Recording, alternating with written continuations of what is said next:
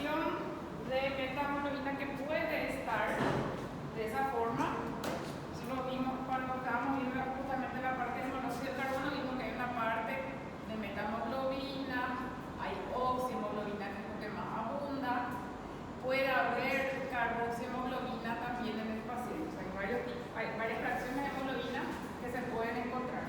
Estos pueden ser niveles normales, o sea, podemos tener esa cantidad, pero si eso aumenta, se va a producir clínicamente afectación y con estos valores se pueden ver ya cianosis en el paciente, puede manifestarse con cianosis. Acá lo que ocurre entonces es que se convierte, por oxidación se convierte en otra forma de hemoglobina que no dona ese oxígeno. Y estas sustancias, las pentosas o la glicólisis, pueden ayudar a que se reduzca nuevamente esta hemoglobina y se convierta en oxihemoglobina, que sí transporta bien el oxígeno y sí dona el oxígeno a los tejidos. Esto, glucosa. ¿Por qué pongo eso ahí? Porque eso después es importante para el tratamiento. Y algunas sustancias que son muy habituales pueden llegar a producir esta metahemoglobina. Los anestésicos como la benzocaína, lo que se aplica como spray para el procedimiento odontológico, por ejemplo, eso, claro que con cierta cantidad, lo va a hacer porque se hace unas borrifadas que ya se va a ver, ¿verdad? Pero esos anestésicos pueden producir. Algunos medicamentos que se usan para el tratamiento de la malaria, la cloroquina, que se usaba mucho también, se indicaban en ese COVID. Mentol, metoclopramida, que es el Placil, el antiemético también puede producir.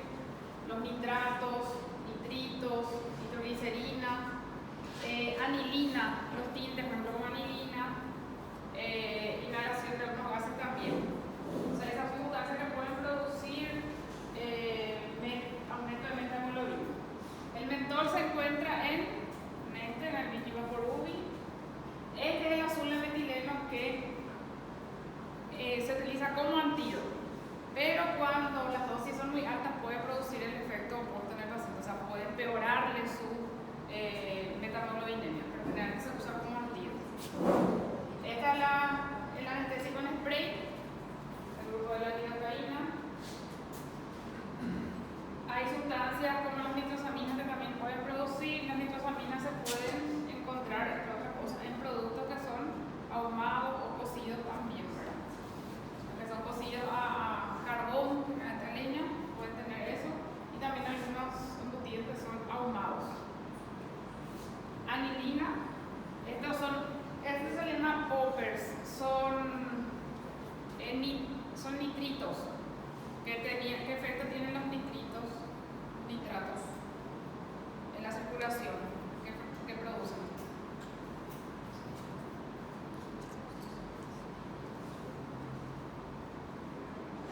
Es un efecto vasodilatador, pueden producir hipotensión.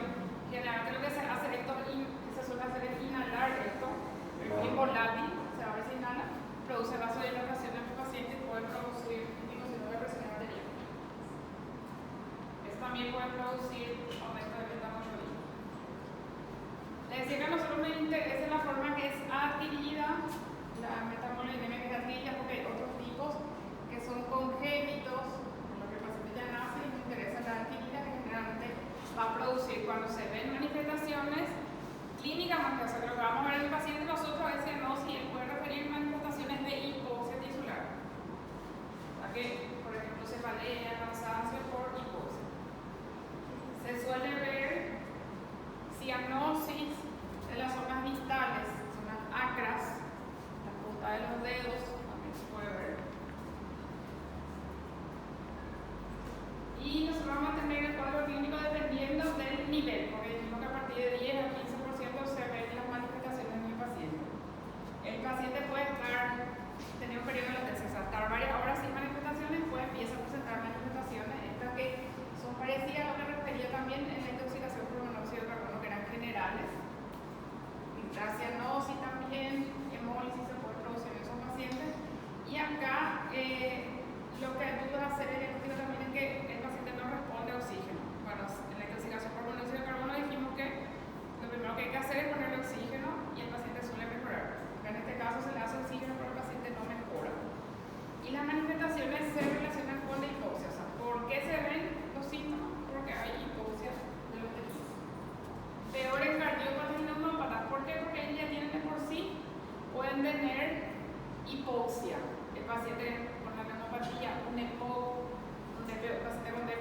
ya puede tener de por sí esto agrava su cuadro. Los pacientes cardiópatas también pueden ser portadores de hipoxia y eso va a empeorar su cuadro.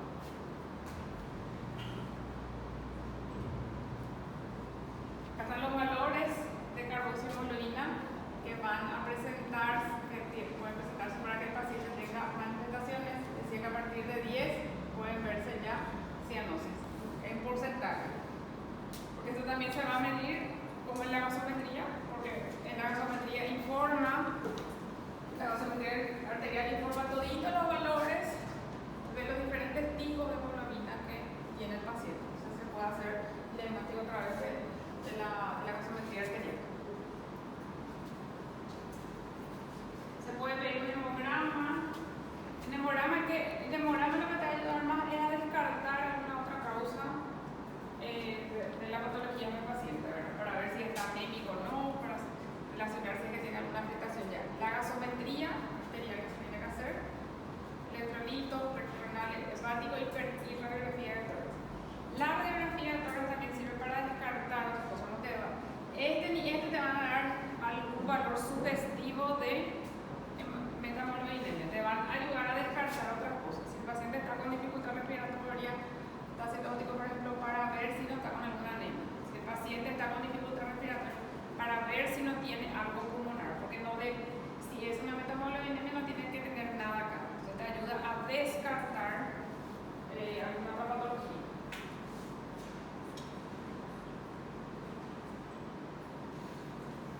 Se puede hacer por la oximetría o calcular el diagnóstico. En la oximetría era donde informaban todos los tipos de valores de las diferentes hemoglobinas y la diferencia entre la saturación de sangre arterial y saturación de O2 por pulso oxímetro también puede ayudar a distinguir. Pulso oxímetro es lo que se pone en el dedo. Recuerdan que ese no distinguía los diferentes tipos de hemoglobina. Entonces, ¿qué es lo que se hace? Acá te puede salir alto, pero eso no es real. Entonces vos, lo que te sale, la saturación real que te sale en la gasometría, restás con este. Y ahí vas a tener también tu valor. Puedes hacerle aquí, o sea, encontrar restando lo que va a salir acá. ¿Cuál de los dos valores va a ser mayor? ¿Acá o acá?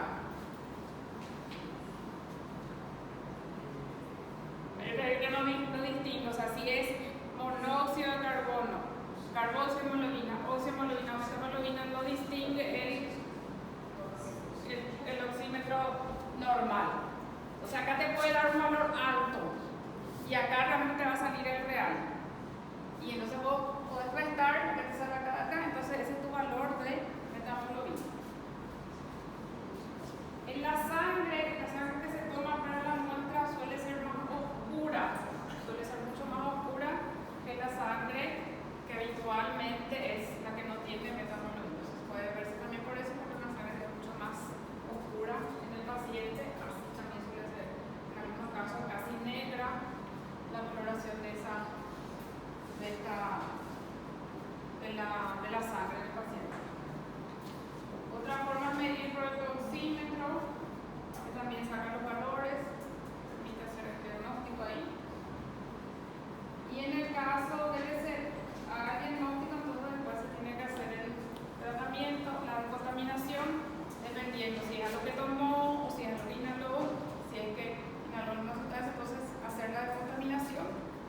Se hace el oxígeno, aunque decía, el paciente no mejora con la administración de oxígeno, se hace para que cuando el paciente empieza a tener un descenso de la methemoglobina, ya ahí empieza a mejorar la oxigenación del paciente.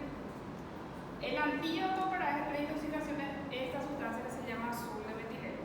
Aparecía también entre los causantes de la metamoglobinemia, pero eso ocurre cuando la dosis que se hace es muy alta.